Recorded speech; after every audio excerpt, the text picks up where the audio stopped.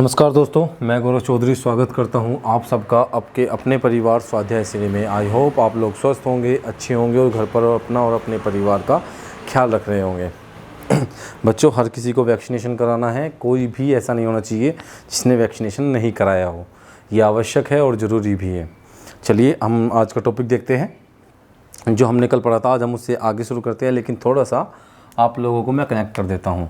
जैसे कल हमने देखा था उच्चारण के आधार पर व्यंजन के प्रकार। उच्चारण के आधार पर स्पर्श व्यंजन, स्पर्श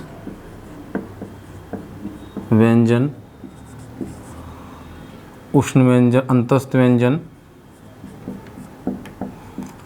अंतस्थ व्यंजन, उष्ण व्यंजन, और नंबर 4 पर था आपका संयुक्त व्यंजन। संयुक्त व्यंजन हमने अंतस्थ व्यंजन और उष्ण व्यंजन को अच्छे से देख लिया था। आज हम इस टॉपिक को देखते हैं। हमने बताया था आपको कि स्पर्श व्यंजन की संख्या 25 होती है। यदि इसमें उक्षिप्त और अगर इसमें आपके द्विगुण व्यंजन या उक्षिप्त व्यंजन को भी शामिल कर लिया जाए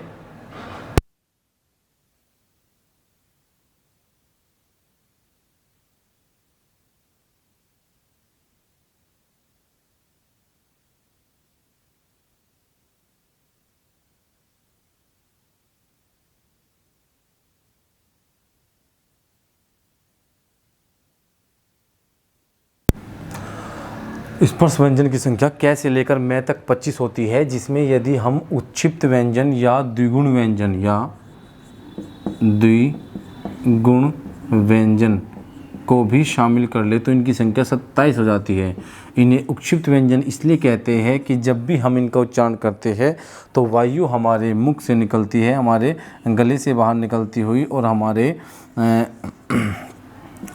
हमारे मूर्धन्य से टकराती है। जैसे जब भी हम इनका उच्चारण करते हैं तो जैसे हमने बोला डे और ढे, तो हमारी जो जीभ है वो मूर्धन्य से टकराई और एकदम से नीचे आ जाती है। जैसे डे और ढे, आप भी इसका उच्चारण करिए, क्योंकि हिंदी लैंग्वेज साइंटिफिक लैंग्वेज है।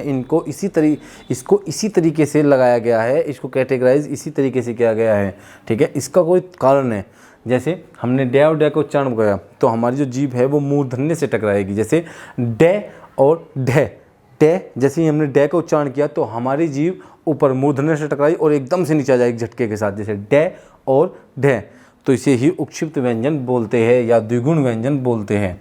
ठीक है, जो हमारे आपके स्पर्श व्यंजन होते हैं इनकी संख्या 25 होती है, कैसे लेकर मैं तक।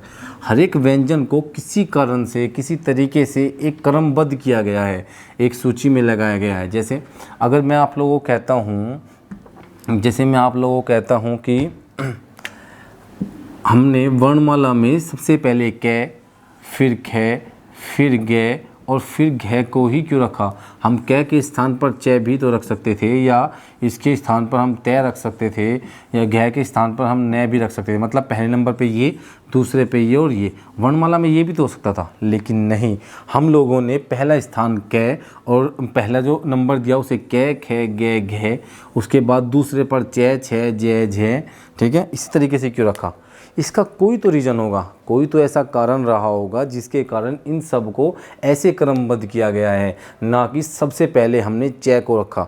जैसे हमने आपके स्वर पढ़े थे अच्छे से, स्वर के बाद हम लिखते हैं कै, फिर खे लिखते हैं, लेकिन हम कै की जगह हम लिख सकते थे चे या छे, ऐसे भी तो लिख सकते थे हम, फिर पढ़ते रहते। लेकिन नहीं, हमने पहले कै को ही स्थान क्यों दिया, क्योंकि इसके पीछे कोई ना कोई तो कारण होगा।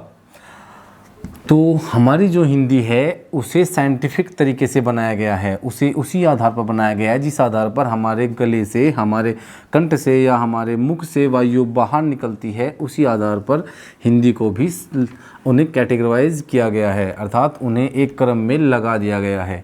कारण क्या है कि हमने कै को ही पहले नंबर पर कै, खे, गे इस तरीके से रखा है। देखिए, जब हम ये हमारा गला है, मेरी पेंटिंग इतनी अच्छी नहीं है तो आप लोग समझने का प्रयास करिएगा और अच्छे से समझ में आएगा। ठीक है, ये हमारा गला है, ये हमारा मुंह है। ठीक है, कुछ लग भी रहा हो थोड़ा सा कुछ देखिए आराम से, कुछ तो महसूस होगा। जैसे ये हमारा कंठ है, थोड़ा सा नीचे कर लेता हूँ। ठीक है, ये हमारा कंठ है, ये तालु है, ये मूर्धन्य है, यहाँ पे हमारे दांत है और ये ओष्ठ है। ठीक है। जब भी हम किसी भी वर्ण का उच्चारण करते हैं तो उच्चारण करते समय जब हमारे मुख से वायु निकलती है तो वायु का घर्षण किसी विशेष स्थान पर होता है। अगर हम कै का उच्चारण करते हैं तो वायु का जो घर्षण है वो हमारे गले में होता है, वो हमारे गले में होता है। इसी प्रकार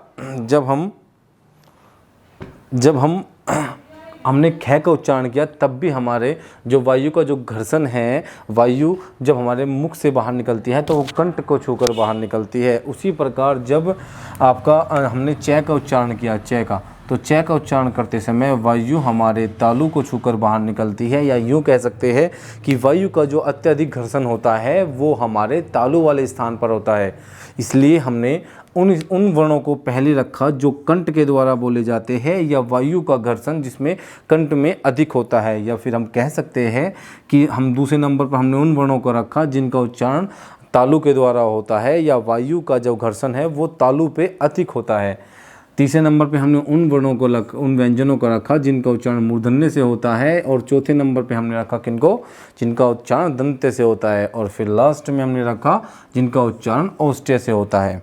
इसी कारण हमने सबसे पहले कै को स्थान दिया, क्योंकि कै का स्थान कंठ से है, और दूसरे नंबर पे हमने च को रखा। ये नहीं मतलब वे सभी वर्ण हमने एक कैटेगरी में रख दिए जिनका उच्चारण कैसे मतलब कंठ से होता है। उसके बाद दूसरे नंबर पे हमने उन्हें रखा जिनका उच्चारण तालु से होता है। देखिए अब आप कै का उच्चारण करिए, मैं आपको बताता हूँ। आपको यहाँ पे हाथ रखना है, थोड़ा सा बहुत हल्का सा प्रेशर आपको डालना है, ज़्यादा प्रेशर नहीं डालना है, नहीं तो बाबा के घर चले जाओगे। बाबा घर समझते हो, मतलब ऊपर निकल जाओगे। और ऐसा कुछ भी नहीं करना है, आप लोगों को अच्छे से समझना है। जॉब लेनी है, ठीक है, और अपने माँ बाप का, अपना और अपने माँ बाप का सपना पूरा करना है। अब अपनी उंगली उठाइए और यहाँ पे टच कीजिए, बहुत हल्का सा थोड़ा सा प्रेशर डालना है। ठीक है, तो हल्का सा प्रेशर डालिए। तो जैसे मैंने ज़्यादा कर दिया तो ज़्यादा नहीं करना, ठीक है। अब बोलना है हमें कै, कै, खे, गे और घे।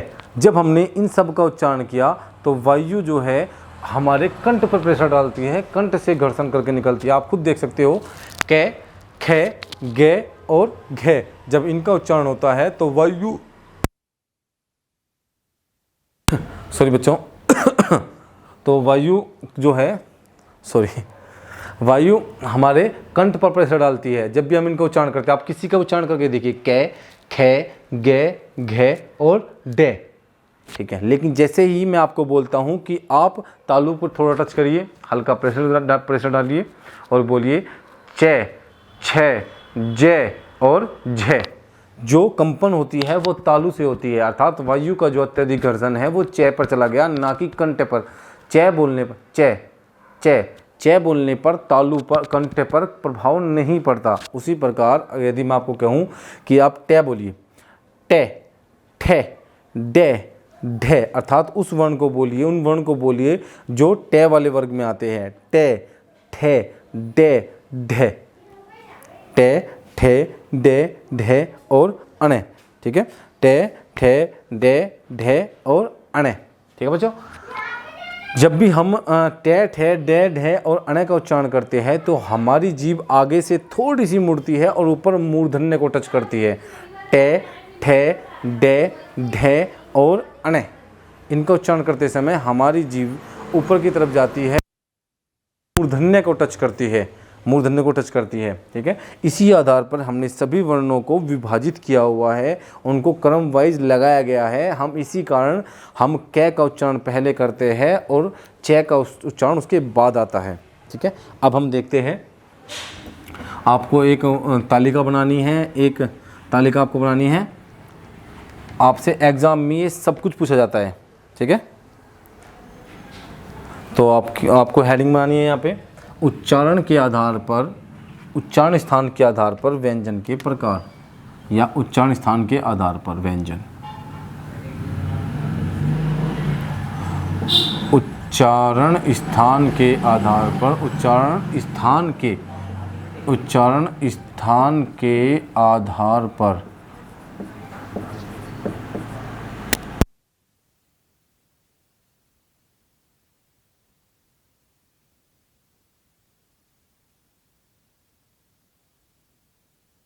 उच्चारण स्थान के आधार पर व्यंजन। ठीक है बच्चों, उच्चारण स्थान के आधार पर व्यंजन।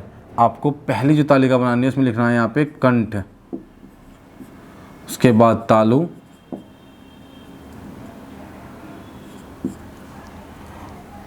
कंठ तालु मूर्धन्य,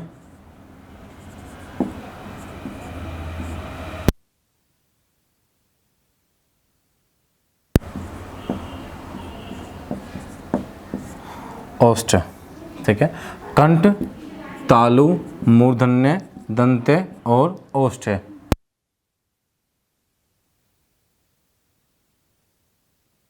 ये जो मैं आपको यहाँ पे बना रहा हूँ, ये तालिका जो मैं आपको बना रहा हूँ, ये आपके लिए बहुत इंपॉर्टेंट है। आने वाले जो क्वेश्चन होंगे इससे रिलेटेड होंगे। इसको आपको नोट करना है, अच्छे से समझना है। आने वाले टाइम में जब भी हम क्वेश्चन को बनाएंगे या फिर आने वाले टाइम में जो अगले वाला जो इससे चैप्टर है उसमें भी इसका उपयोग किया जाएगा। तो आपको इसे बहुत अच्छे से समझना है, इसका रिविज़न करना है। ठीक है, अच्छे से आपको इसको समझना ही होगा, अच्छे साथ साथ नोट करना है और याद भी करना है। अब समझिए, मैंने आपको बताया है हम पहले उन वर्णों को लिखते हैं जिन वर्णों का उच्चारण करते समय जिनका उच्चारण करते समय वायु कंठ को स्पर्श करती है। दूसरे नंबर पर हमने उन्हें रखा है जिनका उच्चारण करते समय वायु हमारे तालु को टच करती है। ठीक है, या तालु पे घर्षण करती है। कंठ का उच्चारण करते समय हम लिखते हैं कै, खे, गे, घे और डे। ठीक है, आप इन सभी को देखिए, आप इन सभी को बहुत आराम से ध्यान से देखिए, आप इनका उच्चारण करिए। आपको इनका उच्चारण करने पर ही जो हमारी वायु की जो घर्षण होगी, घर्षण जो वायु का होगा वो कंठ की तरफ होगा, कहीं भी नहीं होगा। आप उच्चारण करिए अच्छे से, कै, खे, गे और घे, डे। कै, खे, गे, घे और डे सबका उच्चारण करेंगे तो घर्षण जो है, जो कंपन आएगी वो हमारे कंठ से आएगी और किसी भी स्थान से, मूर्धन्य से, तालु से, मूर्धन्य से, दंत्य से या ओष्ठ से किसी भी स्थान से नहीं आएगी। ठीक है बच्चों, 1 मिनट का समय दीजिए।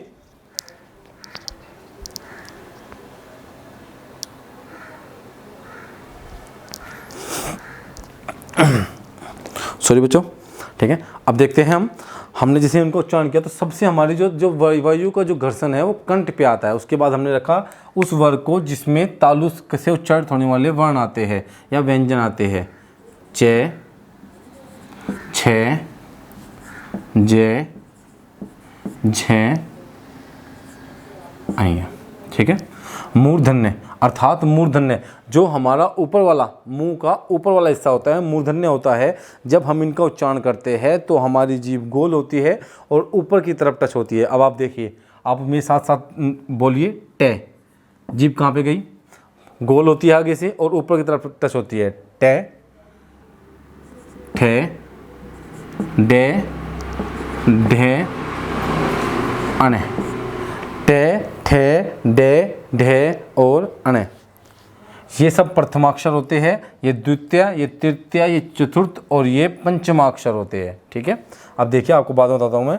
जब भी हम मूर्धन्य से बोलने वाले का उच्चारण करते हैं तो उच्चारण करते समय हमारी जीभ आगे से गोल होती है और ऊपर मूर्धन्य पर टच होती है। आप देखिए, टे, ठे, डे, ढे और अने। अब हम दंत्य की बात करते हैं। ते, थे, दे, धे और ने। ते, थे, दे, धे और ने। ते, थे, दे, धे और ने। आप किसी का भी उच्चारण कर लीजिए, इन सभी में से आपकी जो जीभ है वो दंत्य को टच करेगी। देखिए, ते, ते, थे, दे, धे, ने। ठीक है, आप जब भी दंत्य वर्ण का उच्चारण करोगे तो आपकी जो जीभ होगी वो आपके दंत्य को टच जरूर करेगी। आप उच्चारण करिए और समझ जाएंगे। बोलिए, ते, थे, दे, धे और ने। ओष्ठ अर्थात जब हम बोलते हैं, जब वायु हमारे मुख के किसी भी भाग पर कोई घर्षण नहीं डालती, बस बोलते जब वो बाहर निकलती है तो हमारे होठों पर घर्षण डालती है। ठीक है, अब देखिए, होठों को छूते हुए बाहर निकलती है। जब भी हम ते का उच्चारण करते हैं तो वायु होठों को नहीं छूती। देखिए, ते, थे, दे, धे, ने। लेकिन जैसे ही हम बोलेंगे पे, फे, बे, भे और मैं, ठीक है। इन सभी का उच्चारण करते समय जब भी हम इन सब का उच्चारण करते हैं पे, फे, बे, भे और मैं का, तो हमारे होठ आपस में टच होते हैं और वायु घर्षण करके निकलती है। देखिए बोलते रहिए साथ साथ और नोट भी करिए। पे, फे, बे, भे और मैं, ठीक है। पे, फे, बे, भे और मैं, अर्थात इनका जो उच्चारण स्थान है वो हमारा ओष्ठ है। जैसे हम कंठ से बोलने वाले वर्ण का कै, खे, गे, घे और डे का उच्चारण करते हैं तो वायु कहाँ से निकलती है? कंठ से, ठीक है। वायु कंठ से घर्षण करके निकलती है। यदि हम तालु का उच्चारण करते हैं तो चे, छे, जे, झे और अणे, हमारी जो वायु घर्षण करती है, कंपन होती है, वो तालु पर होती है। जब हम करते हैं मूर्धन्य का टे, ठे, डे, ढे और अणे, तो वायु का जो कंपन, जो हमारी जो जीभ है वो हमारे तालु को टच करती है।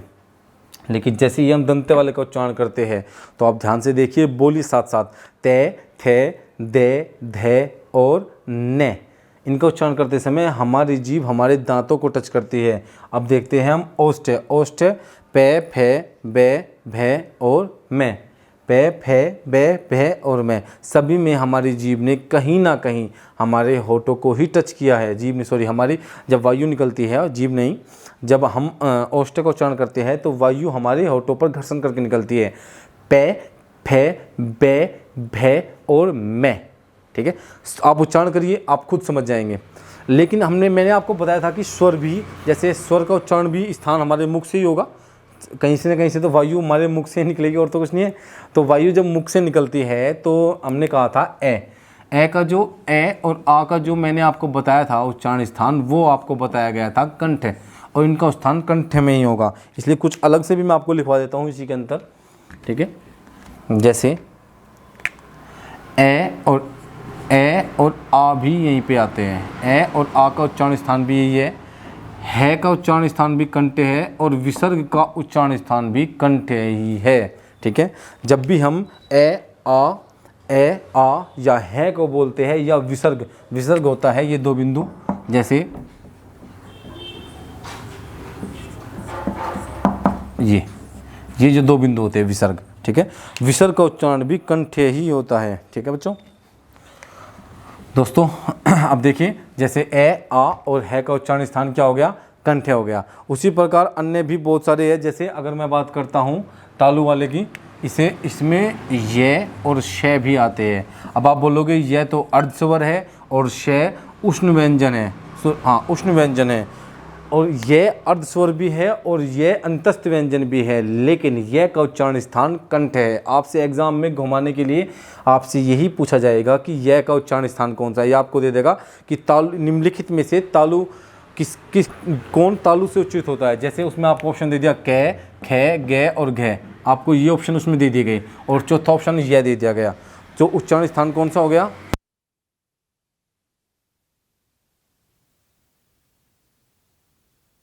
उस क्वेश्चन का आंसर होता है ये। आपसे क्वेश्चन पूछा जा सकता है कि तालु का उच्चारण स्थान, निम्नलिखित में से, प्रश्न इस प्रकार दिया जाएगा कि निम्नलिखित में से किसका उच्चारण स्थान कौन तालु से उच्चारित होता है, ठीक है। आपको ऑप्शन दे दिए कै, खे, गे, तीन आपको अदर दे दिए और एक यह दे दिया। यह इनमें से किसी में से भी नहीं है, लेकिन यह का उच्चारण स्थान भी तालु से ही होता है, ठीक है। यह और शय का उच्चारण स्थान तालु से भी होता है। तालु वाले को हम बोलते हैं स्पर्श संघर्षी भी बोलते हैं।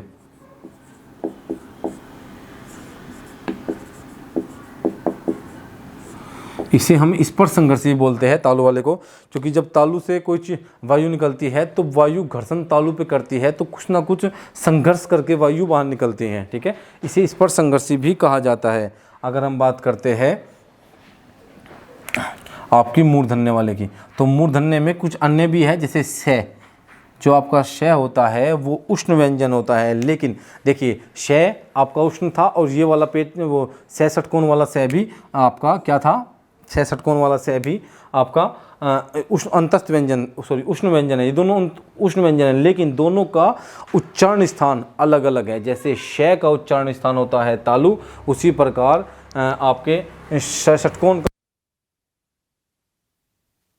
श षटकोण का उच्चारण स्थान होता है मूर्धन्य, लेकिन दोनों अंतस्थ व्यंजन की श्रेणी में आते हैं, दोनों ही उष्ण व्यंजन है, लेकिन यहाँ पर दोनों का उच्चारण स्थान बदल जाता है। ठीक है, श हो गया।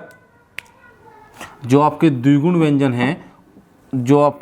व्यंजन थे उनका उच्चारण स्थान भी आपका मूर्धन्य ही होता है। ठीक है, द्विगुण व्यंजन का उच्चारण स्थान भी मूर्धन्य होता है। ये दोनों आपके द्विगुण थे या उक्षिप्त व्यंजन थे।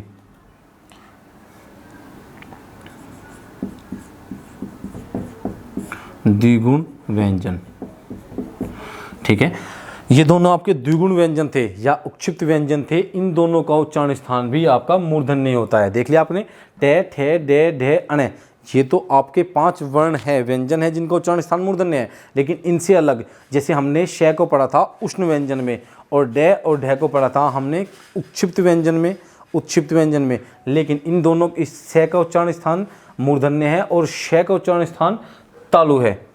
दोनों उष्ण में आते हैं। देखिए ध्यान से पढ़िए, मैं आपको अच्छे से बताता हूँ, समझने की कोशिश कीजिए। मैंने आपको बताया था श और है का, आपको मैंने बताया था ये सभी उष्ण व्यंजन है। उष्ण व्यंजन इनको बताया गया था, लेकिन इनका उच्चारण जब हम इनको बोलते हैं तो वायु किसी ना किसी भाग को तो स्पर्श करके निकलती होगी। तो जैसे स को हम बोलते हैं श का उच्चारण स्थान होता है आपका तालु। ठीक है, इसका उच्चारण स्थान तालु से होता है। उसी प्रकार अगर मैं बात करता हूँ श की, श षटकोण की, तो उच्चारण स्थान होता है मूर्धन्य से उच्चित होती है, और आपका है का उच्चारण स्थान हो गया आपका कंठ। ये सभी है उष्ण व्यंजन, लेकिन उच्चारण स्थान सबके अलग अलग है। ठीक है, अब आपको अच्छे से समझ में आया होगा। अगर कुछ भी प्रॉब्लम होगी तो आप कमेंट में बता सकते हैं। टॉपिक दोबारा पढ़ा दिया जाएगा, लेकिन बस आप बता दीजिए। ठीक है, अब हम देखते हैं दंते वाले को। अगर हम दंते वाले की बात करते हैं तो दंते में कुछ अन्य भी होते हैं, से, रे और ले। ठीक है, ठीक है, दंते में ते, थे, दे, धे, न तो आता है, लेकिन जैसे उष्ण व्यंजन का श का उच्चारण स्थान आपका तालु था, उसी प्रकार छोटे से का उच्चारण स्थान आपका दंत्य होता है। से, रे आपका अंतस्थ व्यंजन था, लेकिन उच्चारण स्थान की अगर बात करते हैं तो उच्चारण स्थान आपका दंत्य होता है। और ले क्या था, पार्श्विक या लुंठित? पार्श्विक। ले आपका पार्श्विक था, पार्श्विक, क्योंकि जब भी हम ले का उच्चारण करते हैं तो हमारी जीभ का अग्रभाग आगे की तरफ मुंह के मध्य,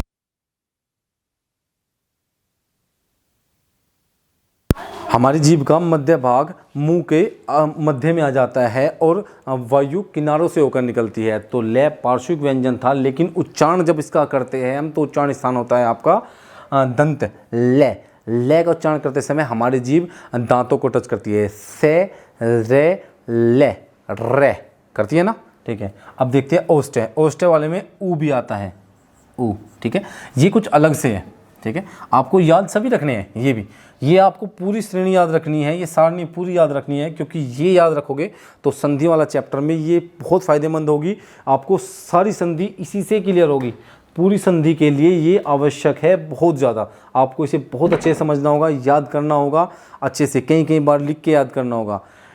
ये वाले इस पर अलग से आपको बताया, क्योंकि एग्जाम में आपसे पूछा जाता है इन सब के बारे में। ठीक है, कि इनमें से कौन सा आपको दे देगा कि श षटकोण का उच्चारण स्थान क्या है, आपको उसमें दे देगा कंठ, तालु, मूर्धन्य, दंत्य। बताइए क्या होता है, मूर्धन्य होता है। ठीक है, इसको आपको बहुत अच्छे से याद करना है, बहुत अच्छे से समझना है दोस्तों, याद करना है। ठीक है, और आपने इसे नोट भी कर लिया होगा, आपने इसे अच्छे से नोट भी कर लिया होगा कि उच्चारण स्थान के आधार पर व्यंजन। ठीक है, तालु को स्पर्श संघर्ष से भी बोला जाता है।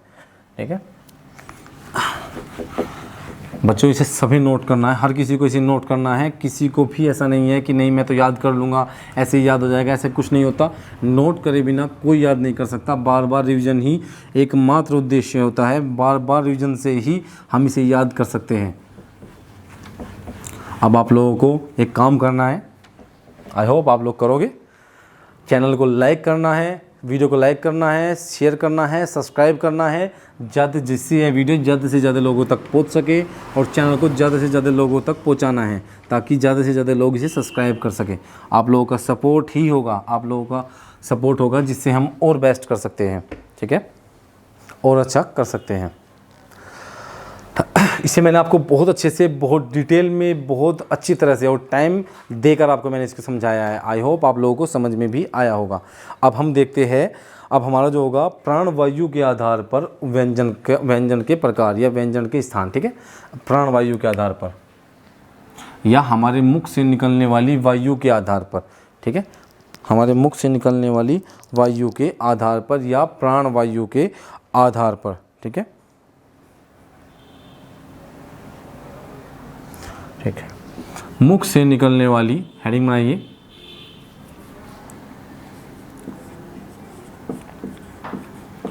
मुख से निकलने वाली वायु की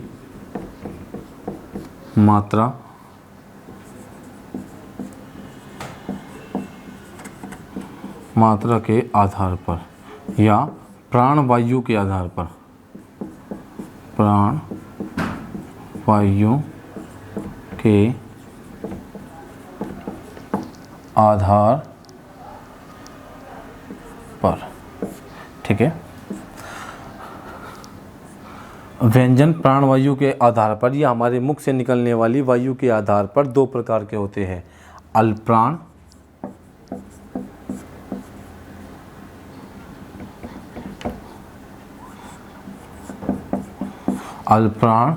और नंबर 2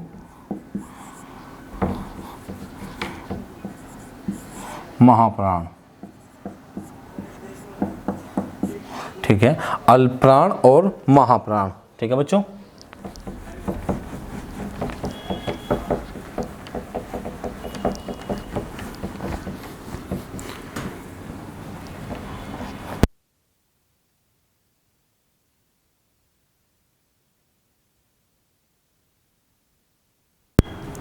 नंबर 1 है अल्पप्राण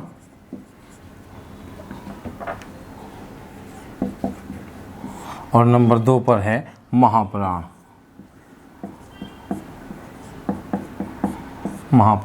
ठीक है, हमारे मुख से जो वायु निकलती है, हमारे मुख से जो वायु निकलती है उसकी मात्रा के आधार पर व्यंजन के प्रकार, मुख से निकलने वाली वायु के आधार पर। ठीक है, हम देखते हैं मुख से निकलने वाली वायु कम या अधिक होती है। ठीक है, जैसे हमने जब हम अल्पप्राण उन व्यंजनों को कहा जाता है जिनका उच्चारण करते समय हमारे मुख से वायु कम निकलती है, और महाप्राण उन्हें कहा जाता है जिनका उच्चारण करते समय हमारे मुख से वायु अधिक निकलती है। तो ये महाप्राण और ये अल्पप्राण होते हैं। अल्पप्राण बोलने से ये आपको काफ़ी हद तक स्पष्ट होता है कि अल्पप्राण और महाप्राण का क्या अर्थ होता है। महाप्राण अर्थात प्राण का मतलब वायु की, अल्प मतलब कम, अर्थात कम वायु निकलती है, और महाप्राण का अर्थ होता है अधिक वायु निकलती है। अल्पप्राण और महाप्राण, जिन व्यंजन का उच्चारण करते समय हमारे मुख से वायु कम निकलती है अल्पप्राण, और जिनका उच्चारण करते समय हमारे मुख से वायु अधिक निकलती है महाप्राण कहलाते हैं। सॉरी बच्चों, जैसे अल्पप्राण, आप बोलिए, आप उन वर्णों का उच्चारण करिए। जैसे आप बोलिए, मैंने बताया था वो जो आपको अभी सारणी बताई थी, जो आपको समझाया था कंठ से, तालु से, इन सब से वर्णों का स्थान बताया था, उसी आधार पर आपको सब कुछ करना है। आगे अगला चैप्टर भी उसी पर आधारित है, उसे याद करना है, और ये सब भी उसी पर आधारित है। जैसे आप बोलिए क, का, ख, ग, घ, डा। ठीक है, का, ख, ग, घ, डा। अब देखिए का को बोलने में अधिक वायु निकल रही है या आपका खा को बोलने में अधिक वायु निकल रही है। जैसे हमने उच्चारण किया का, खा, तो किसका उच्चारण करने में अधिक वायु निकल रही है? खा।